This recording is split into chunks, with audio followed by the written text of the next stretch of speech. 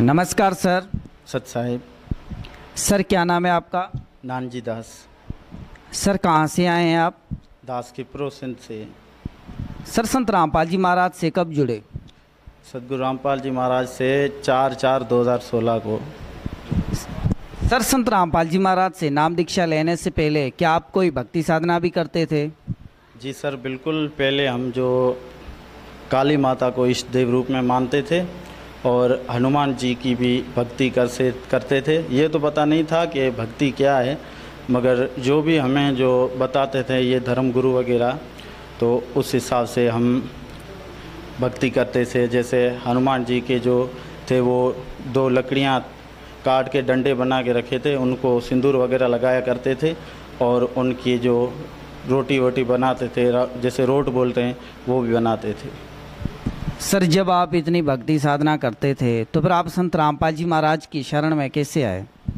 वो ऐसे आए कि मेरा एक 3 साल का बेटा था, तो उसको पथरी हो गई थी मसाने में। डॉक्टर ने बताया कि इसका ऑपरेशन करना पड़ेगा। तो दास उसको यहाँ पे हमारे जो सिटी खिपरो है, तो वहाँ पे लेके गया। तो डॉक्टरों ने बताया इसका ऑपरेशन होगा और इसको ऊपर लेके जाओ। तो दास मीरपुर लेके गया। तो वहाँ पे भी डॉक्टरों ने जो सिविल हॉस्पिटल से नवाब शाह सिविल हॉस्पिटल में रेफ़र कर दिया और उन्होंने बताया कि इसका ऑपरेशन होगा, तो एडमिट कर दिया। और दूसरे दिन उसको ऑपरेशन होना था। तो रात के वक्त दास ने जो भी देवी देवता थे, जो भी हम जिनको भी मानते थे, उन सबको दास ने अर्ज़ी लगाई कि आप अगर कोई हो इस दुनिया में, कोई मदद करने वाला हो तो दास की मदद करो। क्योंकि दास बहुत नशा करता था, इस वजह से दास के पास पैसे नहीं थे। तो एक बकरी ले रखी थी, उसको बेच के दास इलाज करवाने के लिए गया था।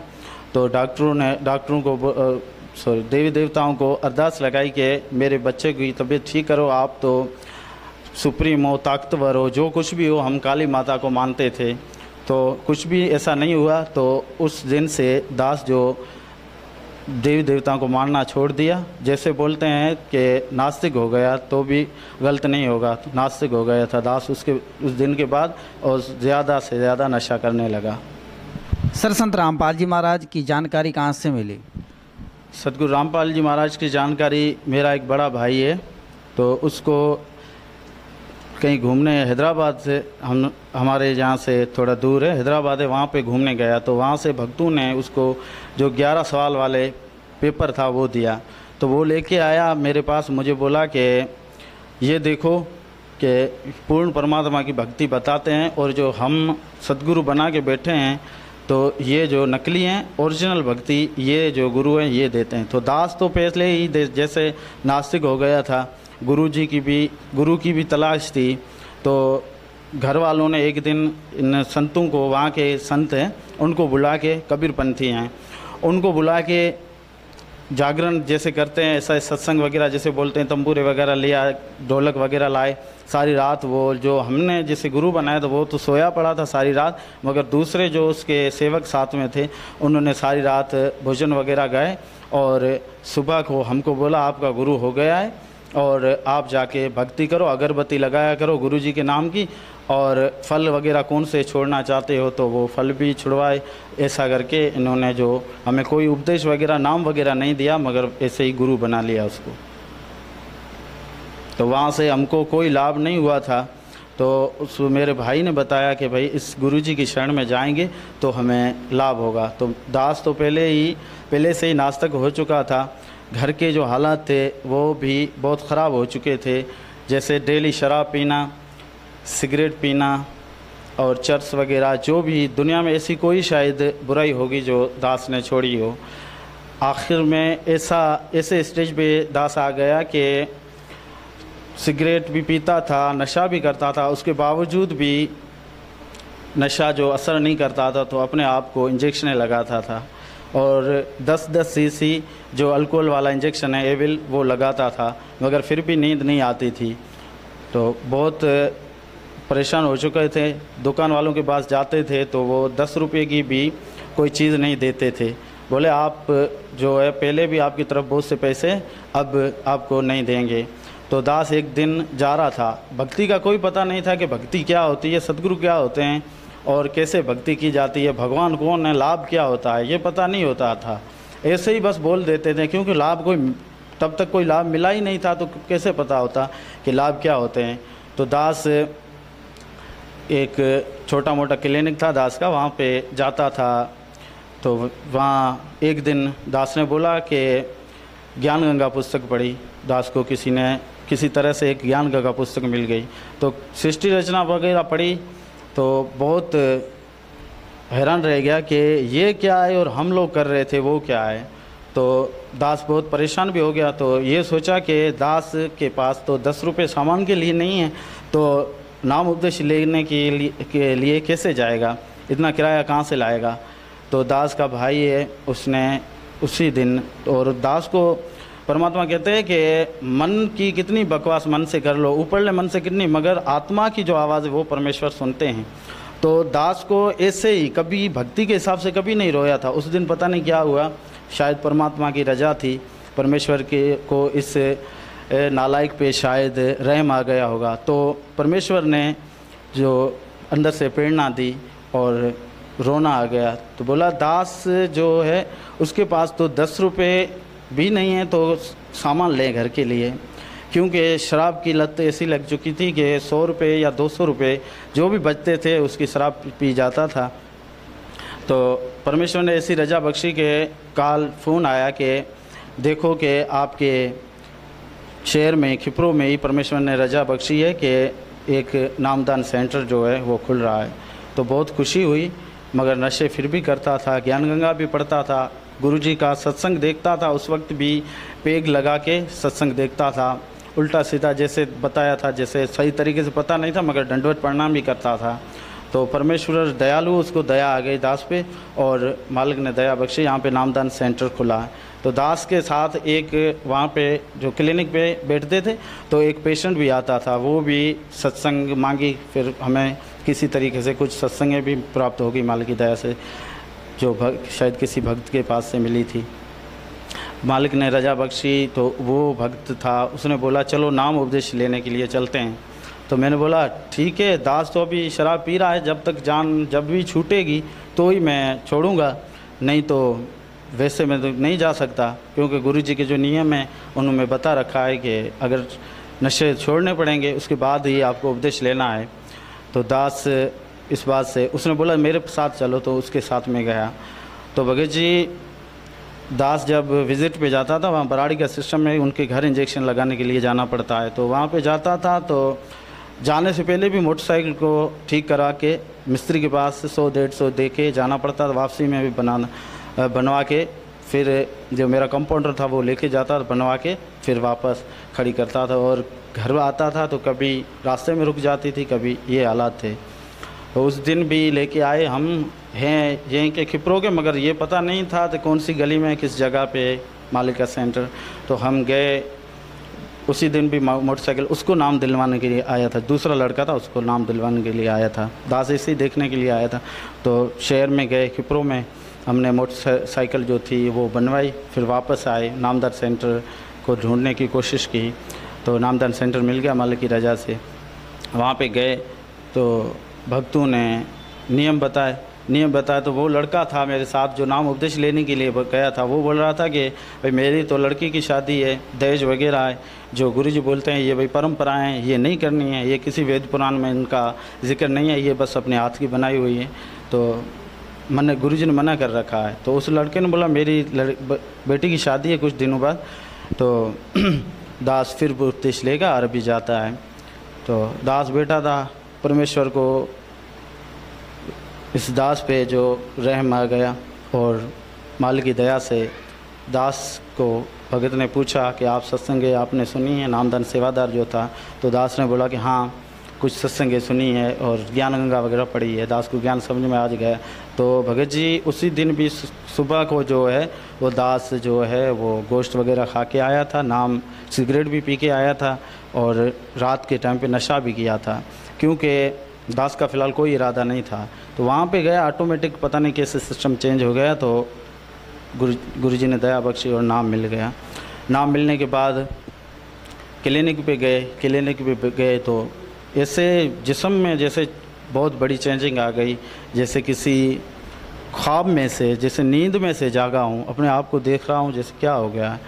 तो कुछ भी समझ में नहीं आ रहा था, मगर जो कुछ भी था परमात्मा की रजा थी।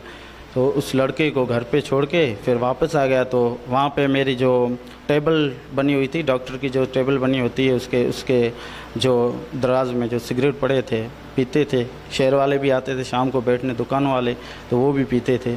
तो दास ने मना कर दिया कि उसने बोला आज सिगरेट पिए, जलाओ सिगरेट पिए। तो दास ने मना कर दिया। दास ने आज उपदेश ले लिया है और सिगरेट नहीं पिएगा। तो उसने लेके गया, वो सिगरेट अपने साथ लेके गया। रात के टाइम पे घर पे गया तो आप यकीन नहीं मानोगे कि शायद 13 साल से शराब पीता था, दिन को रात को जैसे ही मौका मिलता था। मगर रात को तो डेली का रूटीन था। डेली एक समझो गांव में कोई थे, गरीब आदमी थे, जैसे उनको वो शराब वगैरह बनाते थे, अथरादू ठरा जो बनाते थे। तो पहले तो विस्की पीता था, जब पैसे की कमी हो गई तो फिर शराब पीने लगा था। वो अथरादू ठरा जो था वो पीता था। तो वो डेली देने आती थी, बहन थी एक, तो वो उस दिन मिला के रखी। तो भगतमती को पूछा, मेरी घरवाली को, वाइफ को पूछा कि ये क्या है। तो उसने बोला कि आप डेली के बोलते हो शराब का, तो ये शराब रख के गई वो बहन। तो मैंने बोला इसको फेंक दो। तो घर वाले, मेरे पिताजी और मेरा भाई, वो सब हैरान रह गए कि ये क्या हुआ और कैसे चेंजिंग आ गई। तो वो इंतज़ार करने लगे कि देखें आगे क्या करता है ये। तो उसी वक्त मालिक की रजा ऐसी हुई कि वो शराब की बोतल थी वो फेंक दी, और मालिक ने ऐसी रजा बख्शी कि वो दिन मुझे आज भी याद है।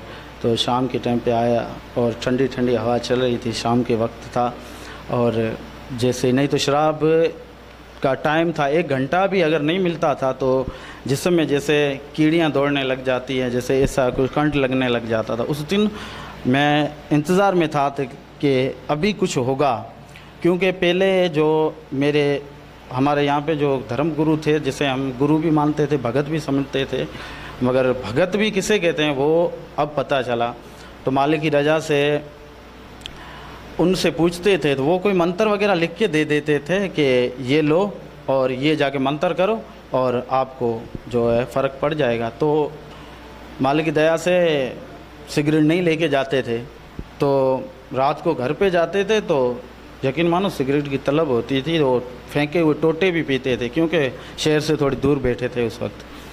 तो परमेश्वर की ऐसी रजा हुई कि मुझे जैसे कार्ड फॉर्मेट करते हैं, ऐसे मेरी मेमोरी जो थी वो फॉर्मेट करती। जैसे नया बच्चा माँ के पेट से पैदा होता है, उस वक्त उसका जो अंदर का जो सिस्टम के साथ नया होता है, ऐसा ही परमेश्वर ने कर दिया। सब कुछ सेटिंग कर दी और मालिक ने रजा बख्शी और नशा में भूल गया। और फिर मैं इंतज़ार करने लगा कि देखूं भाई, अब पहले तो नींद नहीं आती थी नशों से, और इंजेक्शन भी लगाने पड़ते थे, टेबलेट्स भी खानी पड़ती थी जो अल्कोहल वगैरह की होती हैं। और उस वक्त मैं इंतज़ार कर रहा था कि कैसे नींद। तो मुझे तकरीबन रात के 10:30 बजे थे। तो मैंने मेरे अब्बू को बोला, अब्बू मुझे नींद आ रही है। तो बोला ठीक है सो जाओ। तो उसी वक्त परमेश्वर की ऐसी दया हुई कि उस वक्त बहुत अच्छी नींद आ गई, और सुबह को उठ के नितनेम किया और मालिक की ऐसी रजा बख्शी कि वो नशे पत्ते और वो थे, वो सब कुछ परमेश्वर की दया से सेटिंग हो गई। और मेरी भगतमती थी, उसको भी रात को जो डेली तकलीफ़ होती थी, भूत वगैरह की थी, वो भूत जो था उसे दिखाई देता था। वो रात को 12-1 बजे से के बाद उठ के जो वो चिल्लाती थी, चीखती थी।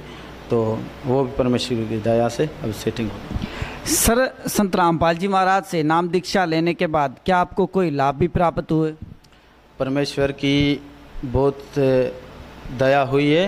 और लाभ क्या होते हैं, बात तो लोग करते हैं लाभ की, मगर लाभ क्या होते हैं असल में बंदी छोड़ के शरणों में आने के बाद ही पता चलता है कि लाभ क्या होते हैं। पहले सुनते थे भाई, कहानियाँ सुनते थे, जैसे किस्से सुनते थे कि फला जो था भगवान था, उसने ऐसा कर दिया या ऐसा होता है। तो वो यकीन मानो भगत जी, हमने अपनी आँखों से देखा कि परमेश्वर की शरण में आने के बाद के लाभ असल में होते क्या हैं। तो बहुत से लाभ हुए। जब दास आपको अभी बताया कि बहुत नशे वगैरह करते थे, प्रीत बाधा भी थी और बहुत कुछ था। वो परमेश्वर की दया से सब कुछ सेटिंग होया और हो गया। और मालिक की दया से सबसे बड़ी तो कृपा परमेश्वर की ये हुई, सबसे बड़ा लाभ ये हुआ कि पता चला था कि मैं एक इंसान हूँ और इंसान को क्या करना होता है वो पता चला कि इंसान है, इंसान को भक्ति करनी होती है, वो भक्ति का पता चला। और भक्ति किसकी करनी है ये भी पता चला। उसके बाद जो है दास जब उपदेश लेके गया तो तकरीबन 3 दिन के बाद वहाँ एक नहर है, वहाँ पे नहाने गया था। तो उसकी जो होती है नहर से नहा के जब उतर रहा था तो ऊपर ढलान थी थोड़ी नहर की, तो नीचे जैसे उतर रहा था तो मोटर, अभी आपको हालात दास के बताए तो ये ऐसे हालात थे। तो इसने गुंजाइश ने चैन पे कवर नहीं लगा हुआ था, तो जैसे वो जो कपड़ा होता है साफ़ा होता है पहनने का, पहन के नहाते थे जैसे नहर में नहाते हैं, तो वो गले में था। दास का छोटा एक बेटा था या बेटी थी, वो आगे बैठी थी टंकी पे मोटरसाइकिल के। तो जैसे ही उस ढलान से नीचे उतरे तो वो गले का एक पल्ला निकल के उसके अंदर चैन जो थी उसके अंदर फंस गया। तो चैन के अंदर फंसती है तो सब भाइयों को बहनों को पता होगा कि क्या स्थिति होती है, कितनी खतरनाक ये चीज़ है। तो परमेश्वर की ऐसी दया हुई, एक तो मोटरसाइकिल जो थी वो स्पीड में थी और दूसरी ऊपर से आ रही थी, ढलान में जा रही थी नीचे। तो वहीं के वहीं मैंने कोई भी ब्रेक नहीं मारी, वहीं के वहीं खुद पे खुद रुक गई। तो मैंने कोई महसूस नहीं किया, मैंने बोला ऐसे ही बस रुक गई होगी, क्योंकि लाभ का पता नहीं था। उसने नया नया उपदेश लिया, 3 दिन हुए थे। तो घर जाके देखा तो मेरे पिताजी ने बोला कि ये तुम्हारे गले पे कैसा निशान है। तो मैंने देखा कि हाँ वाकई निशान दो है। फिर उसको कहानी बताई तो मेरे पिताजी ने बोला कि ये आज अगर तुम साधना कर रहे हो इस वजह से बचे, नहीं तो आज तुम्हारी मृत्यु थी। उसके बाद भगत जी एक बार दास नहाने के लिए, इसी बार भी नहाने के लिए गया था और सतनाम भी प्राप्त हो गया था मालिक की दया से। द्वैत मंत्र जो गुरुजी देते हैं बंदी छोड़, वो प्राप्त हो गया था। तो जा रहे थे तो मैंने देखा मोटरसाइकिल का जो अगला टायर है उसमें हवा कम थी। तो कुछ मेरे बच्चे थे, 1-2 और 1-2 शायद भतीजे थे, उनको बोला एक आप यहाँ पे खड़े रहो, तो दास जाके हवा भरवा के आता है। तो एक मेरी छोटी बेटी वो आगे बैठी टंकी में और 3-4 साल का लड़का था वो पीछे बैठा था। तो जैसे ही मैं हवा भरवा के वापस आया तो उन लड़कों ने शायद कुत्ता वगैरह देखा तो वो भाग रहे थे। तो मेरे पीछे जो बैठा हुआ लड़का उसने भी उन बच्चों को, दौड़ते हुए बच्चों को देख के चलती बाइक से छलांग लगा दी। तो दास ने जैसे ही पीछे मुड़ के देखा तो बच्चा बिल्कुल बेसुध होके रोड पे पड़ा था उसके बीच में। और दास दौड़ के न जूती पहनी न वे सब कुछ भूल गया, अपने आवाज़ भी भूल गया। और वहाँ पे गया देखा तो बच्चा जो था बिल्कुल भी उसमें कोई भी जो चुरपुर मूवमेंट होती है वो कुछ भी नहीं थी।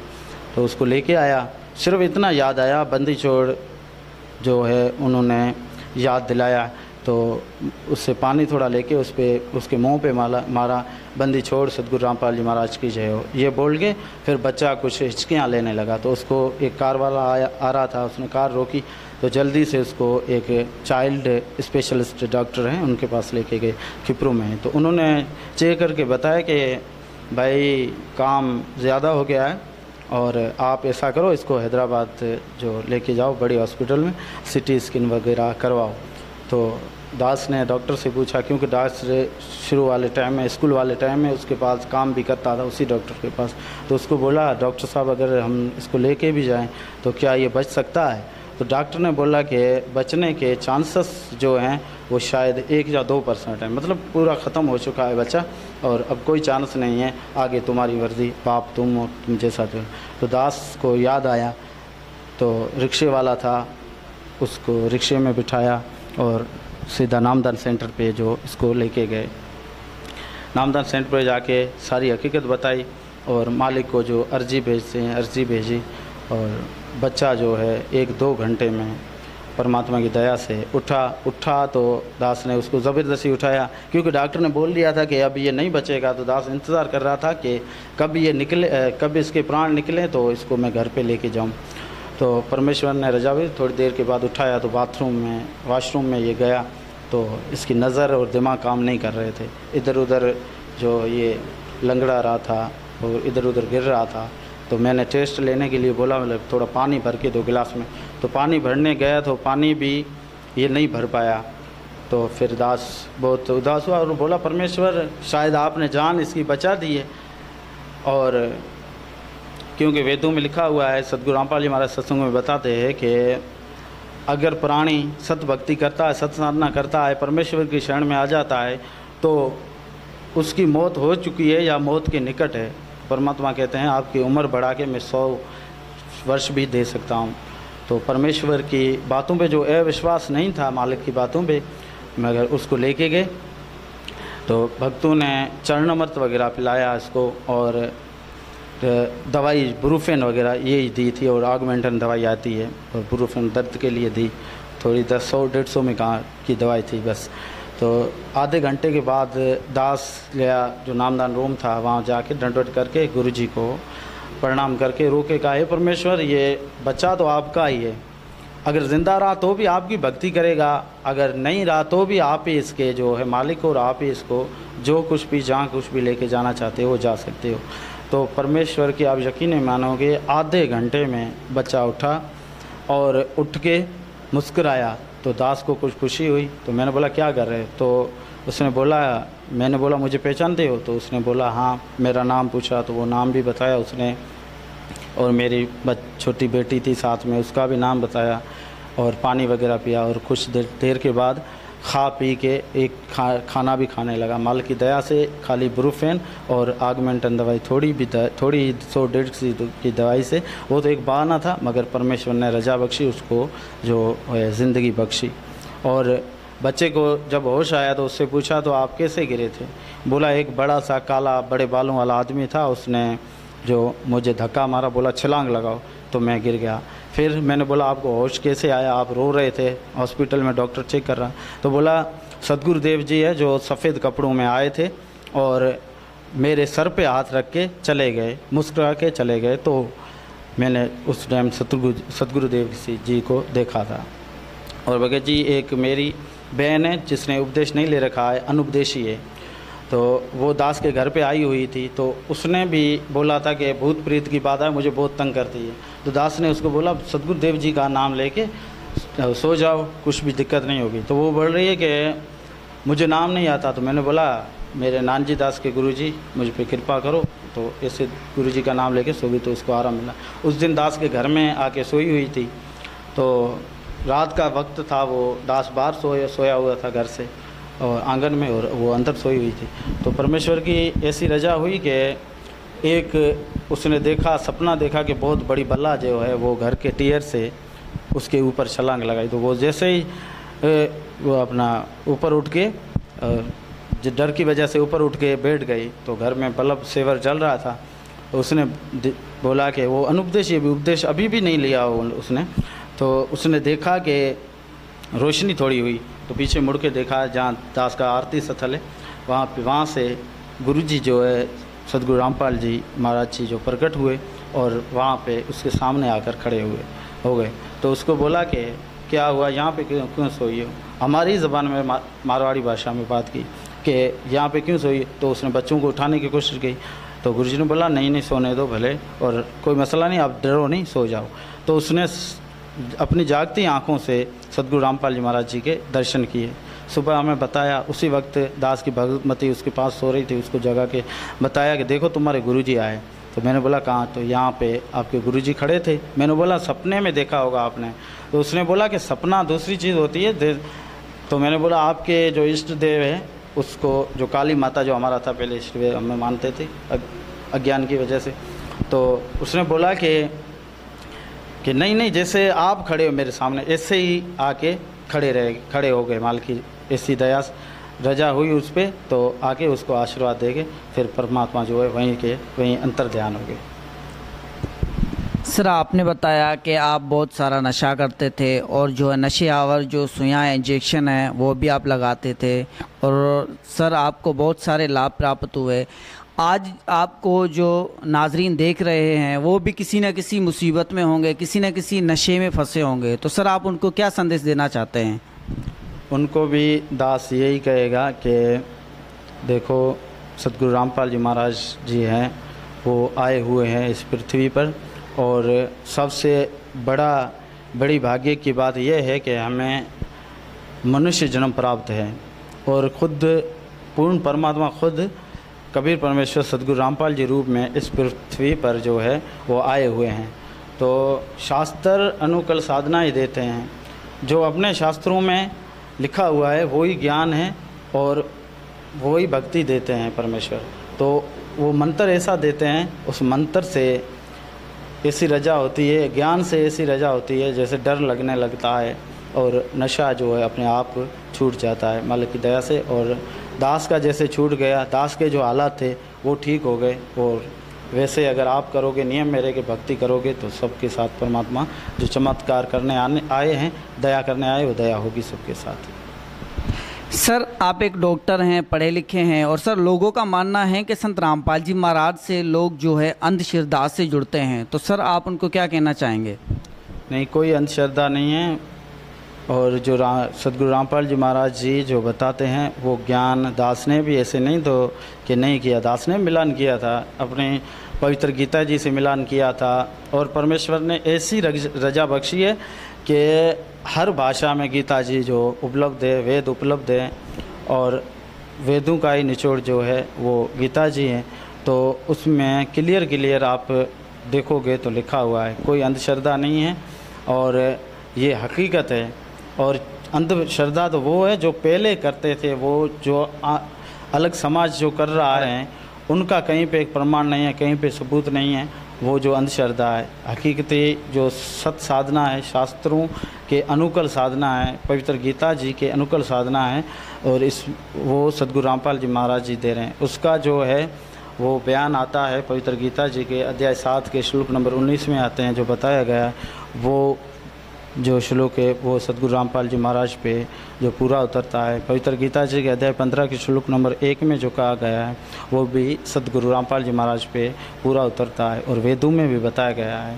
और सबसे जो बड़ा ज्ञान है वो है वेद है, वो सूक्ष्म वेद है। तो उसमें जो बताया गया है गुरु, वो सतगुरु रामपाल जी महाराज जी हैं। और एक बात हकीकत ये है कि महापुरुषों की और जिनकी वेद पुराणों की वाणी आप सुनोगे तो उसमें ये गवाही है कि परमेश्वर जो हैं वो ही ज्ञान बता सकते हैं, और वो ही सतगुरु के रूप में आते हैं, वो ही भगत बनते हैं, भगत बन के भक्ति कराते हैं और सब कुछ करा सकते हैं, परमेश्वर ही करा सकते हैं। क्योंकि परमेश्वर का जो ज्ञान है वो इतना प्रबल है, इतना ताकतवर है, वो किसी जीव की बुद्धि में आने वाला नहीं है। वो खुद परमेश्वर को खुद को आना पड़ता है इस पृथ्वी पर अपनी लीलाएं करके, और अपना बयान जो होता है, ज्ञान होता है, जिक्र होता है, वो खुद ही बता सकते हैं। तो ये कोई अंधश्रद्धा नहीं है और ये पूर्ण ज्ञान है, और हकीकत में ऐसा ही है, वेद पुराण में लिखा हुआ है। सर लोगों का ये भी मानना है कि संत रामपाल जी महाराज देवी देवता छुड़वाते हैं। नहीं जी, ये तो बिल्कुल ही 101% झूठी बात है कि देवी देवता की भक्ति नहीं छुड़वाते हैं। सतगुरु रामपाल जी महाराज जी जो हैं वो अकॉर्डिंग ऑफ वेद पुराण के हिसाब से जो भक्ति करवाते हैं, और उनमें जैसा ही देवी देवताओं के लिए कहा गया है कि इनकी कैसे साधना होती है, वो सही तरीके से साधना बताते हैं। तो उस हिसाब से जैसे कोड वर्ड होते हैं उनके, वो सतगुरु रामपाल जी महाराज के पास ही हैं, और वो कोड वर्ड बताते हैं। तो वो कोड वर्ड बताने से ही जो देवी देवता हैं वो हमें सही सही लाभ देंगे। और जैसे कोई कहता है कि कोई वृक्ष जो बोता है कि आम खाने, और आम खाने का सीज़न आए, उसकी टहनियाँ जो काट दें तो कैसे फल मिलेगा। तो सतगुरु रामपाल जी महाराज जी अच्छी तरह से हमें समझाते हैं अपने सत्संगों के माध्यम से कि सतगुरु रामपाल जी महाराज जी हैं वो देवी देवताओं को छुड़वाते नहीं हैं, मगर उनकी सही तरीके से भक्ति करवाते हैं, जिससे वो जैसे कि वो हमें लाभ दें, इस हिसाब से वो लाभ दिलाते हैं। सर संत रामपाल जी महाराज से नाम दीक्षा कैसे ली जा सकती है? सतगुरु रामपाल जी महाराज जी से नाम उपदेश लेने के लिए जो सत्संग आते हैं माला गुरु जी के मालिक के, तो वो बहुत से जो टीवी चैनलों पे आते हैं, तो उन टीवी चैनलों पे के दौरान, सत्संग के दौरान जो नंबर डिस्प्ले होते हैं उस पर, तो उनको आप नोट करके उन पे फ़ोन कॉल करके आप पूछोगे तो जहाँ के भी आप होंगे, जहाँ के भी जिस भी ज़िले के होंगे, उस ज़िले का और उस मुल्क का आपको नाम बताया जाएगा और आप नाम बताओगे तो आपको नंबर दिया जाएगा और अपने करीबी नामदल स्थल से नाम ले सकते हो। धन्यवाद। सत्संग।